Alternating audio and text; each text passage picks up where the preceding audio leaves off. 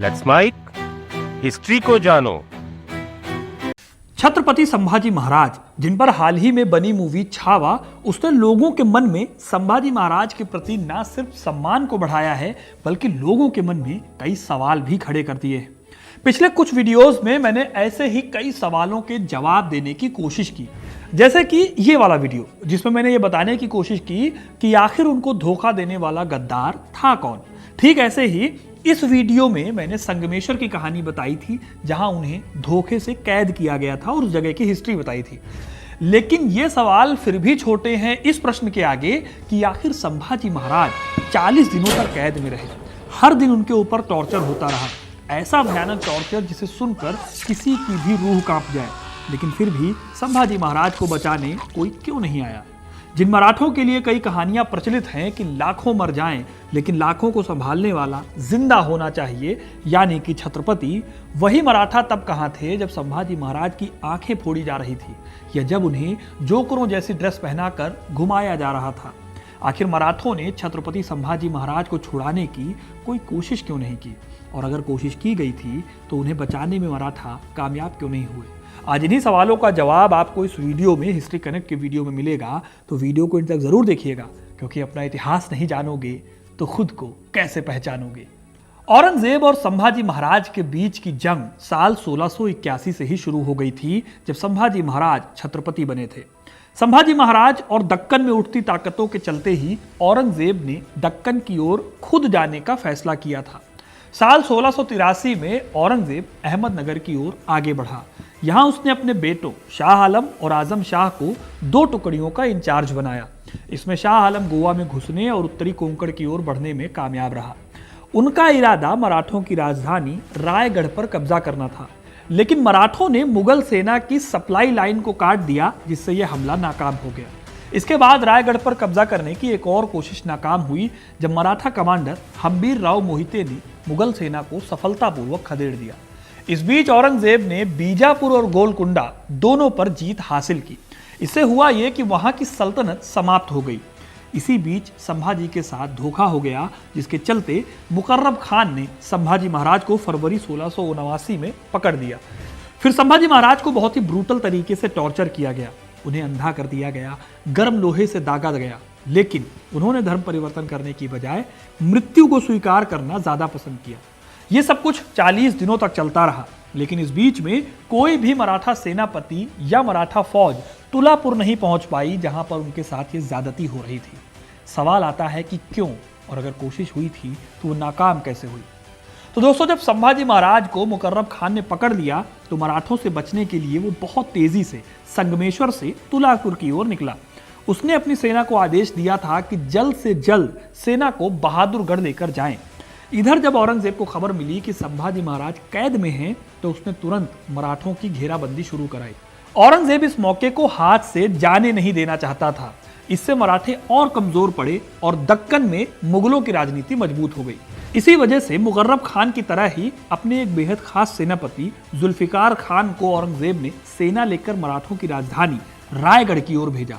जुल्फिकार खान ने किले पर हमला किया और संभाजी महाराज की पत्नी रानी येसुबाई और उनके 7 साल के पुत्र शाहूजी महाराज को कैद कर लिया। हालांकि इस हमले से संभाजी महाराज के छोटे भाई राजा राम महाराज बच निकले। रायगढ़ को दोस्तों मराठों का हृदय माना जाता था, लेकिन संभाजी के बाद औरंगजेब ने रायगढ़ को चारों ओर से घेर लिया। यही वजह है कि मराठों को समय ही नहीं मिला कि वो मुगलों से संभाजी को छुड़ाने के लिए कोई बहुत बड़ा अभियान छेड़ पाए। सबसे बड़ी बात यह थी कि संभाजी महाराज के सबसे करीबी मित्र हम्बीर राव मोहिते की भी वाई की लड़ाई में पहले ही मृत्यु हो गई थी, जिससे मराठा कमजोर हो गए थे। फिर भी जो बेहद ताकतवर मराठा सरदार थे, जैसे कि संताजी घोरपड़े, रायप्पा महार और खांडो बल्लाल चिटनीस, ये सभी अपने अपने मोर्चों पर मुगलों के खिलाफ लड़ाई लड़ने में बिजी थे। जब तक उनके पास संभाजी की खबर पहुंची, तब तक काफी देर हो गई थी। मुगलों ने हर जगह पर इस टाइम तक नकेल कसनी शुरू कर दी थी। इतिहासकारों के हिसाब से संभाजी महाराज की गिरफ्तारी इतनी अचानक हुई और इतनी अनएक्सपेक्टेड थी कि मराठा सेना को संगठित होने का मौका ही नहीं मिला। औरंगजेब ने चप्पे चप्पे पर पहरा बिठाकर पूरी तैयारी की थी कि संभाजी महाराज की खबर ना पहुंचे, जिससे कि मराठे कोई बड़ी योजना ना बना सके।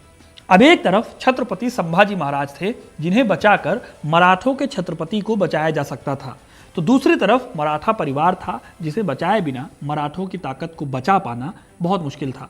इसलिए सबसे पहले किले को और छत्रपति राजा राम को बचाने की कोशिश की गई ताकि मराठों की ताकत को दोबारा लड़ने के लिए खड़ा किया जा सके। शायद मराठों ने ऐसा कभी सोचा नहीं था कि ऐसी भी हालत आ सकती है कि जब उन्हें छत्रपति और पूरे मराठा साम्राज्य में से किसी एक को चुनना पड़ेगा। मराठों के सामने समस्या यह थी कि संभाजी महाराज को छुड़ाने जाएं तो रायगढ़ पर मुगलों का कब्जा हो सकता था और वहीं रायगढ़ को बचाने पर संभाजी महाराज को खोना पड़ सकता था। आखिर में मराठों को कड़ा फैसला लेना पड़ा। अब यहाँ पर आप सोच सकते हैं कि दक्कन में जब मराठे लगातार मुगलों को हराकर ताकतवर बन गए थे तो उन्होंने सीधे सीधे औरंगजेब पर हमला करके संभाजी महाराज को क्यों नहीं बचा लिया। तो इसके लिए थोड़ा सा आपको मिलिट्री टेक्निक या मिलिट्री टेक्निक को समझना पड़ेगा। देखिए, सबसे पहली बात नोट करने वाली यह है कि मराठों के पास औरंगजेब की तुलना में बहुत कम सेना थी। औरंगजेब की दक्कन में तैनात सेना करीब 5 लाख के आसपास थी, वहीं मराठे कुल मिलाकर 1 लाख भी नहीं थे। ऐसे में मराठों के पास सबसे बड़ी ताकत थी छापामार युद्ध की।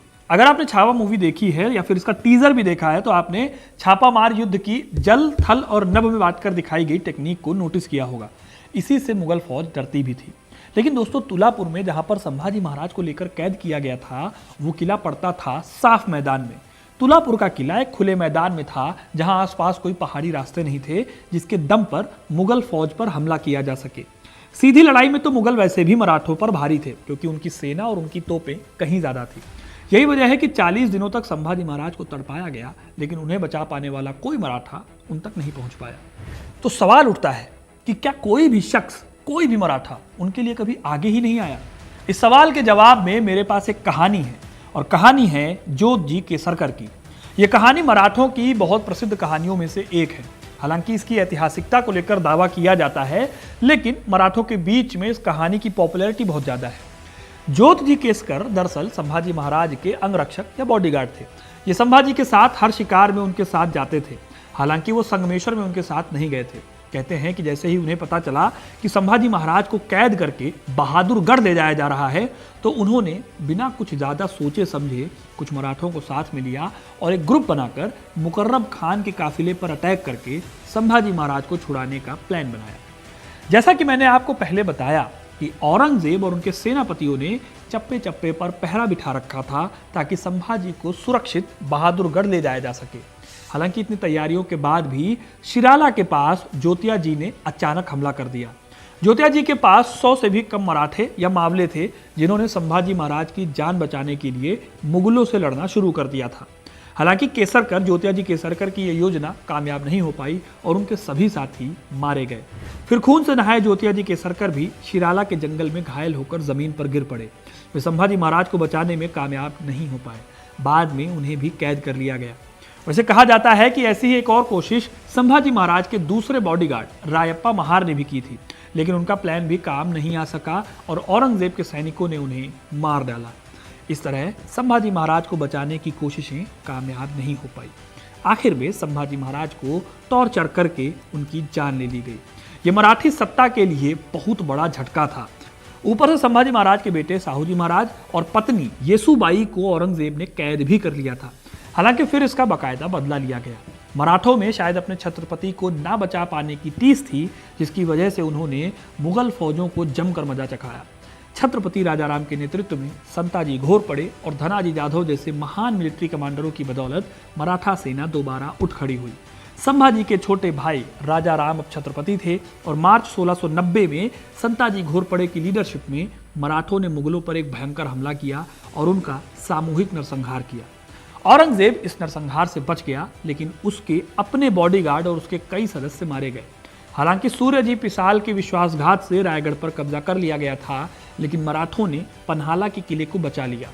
राजाराम खांडो बल्लाल की मदद से दक्षिण की ओर भागने में सफल रहे क्योंकि उन्होंने जिंजी में शरण ली थी। फिर 1691 तक मराठों ने एक जवाबी रणनीति बनाई जिसके हिसाब से संताजी घोरपड़े और धनाजी जाधव ईस्ट में मुगलों पर हमला करेंगे जबकि दूसरे दक्षिणी महाराष्ट्र, उत्तरी कर्नाटक में उनसे भिड़ेंगे जिससे कि उनके संसाधनों पर बोझ पड़ेगा, जबकि रामचंद्र पंत अमात्य और शंकर जी निर्जी सह्याद्रियों की देखभाल करेंगे। 1698 तक औरंगजेब को एहसास हो गया था कि वो पहले से कहीं ज्यादा मुश्किल चैलेंजेस का सामना कर रहा है क्योंकि मराठों के लगातार हमलों ने दक्कन में मुगल सेना का कॉन्फिडेंस खत्म कर दिया था। इसलिए औरंगजेब ने अपने सेनापति जुल्फिकार खान को जिंजी पर कब्जा करने की आखिरी चेतावनी दी।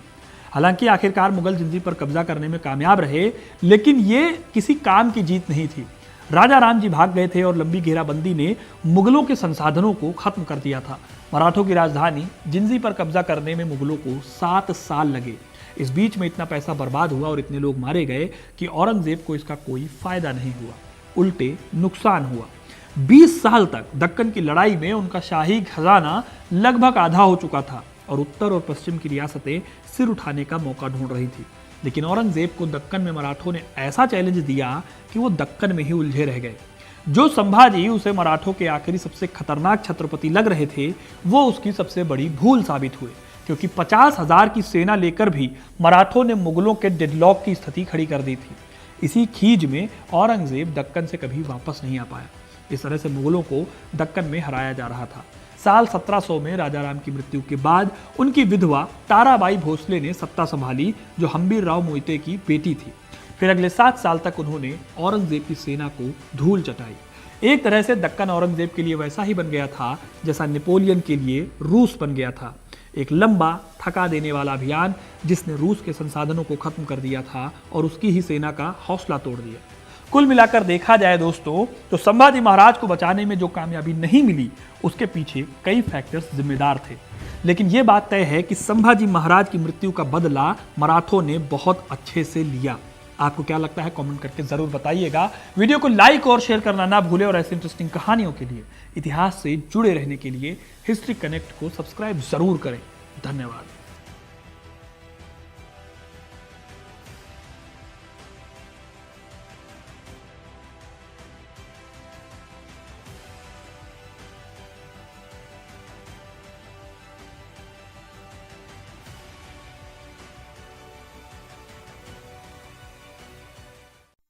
आप सुन रहे थे let's mic more than radio. Follow कीजिए हमें हमारे सोशल मीडिया प्लेटफॉर्म्स पर। It's time for news. It's time for more than radio. Presenting the first radio news app Let's Mic. Let's Mic, a news-based app on your phone where you get to watch and listen news, talk shows, interviews, radio show podcasts. On Let's Mic, you get all relevant information of TV, print, radio, podcast, and digital. Let's Mic talks about every segment of life.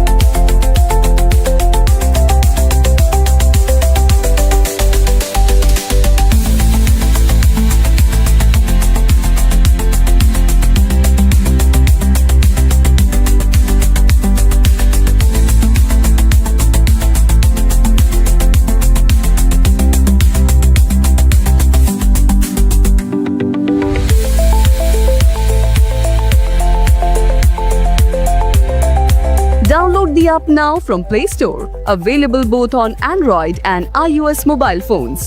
Follow us on YouTube, Instagram, Twitter, LinkedIn, Facebook, Telegram, WhatsApp, Snapchat. Let's talk, let's connect, and let's mic. It's time for news. It's time for more than radio. Presenting the first radio news app, Let's Mic. Let's Mic, a news-based app on your phone where you get to watch and listen news, talk shows, interviews, radio show podcasts. On Let's Mic, you get all relevant information of TV, print, radio, podcast, and digital. Let's Mic talks about every segment of life.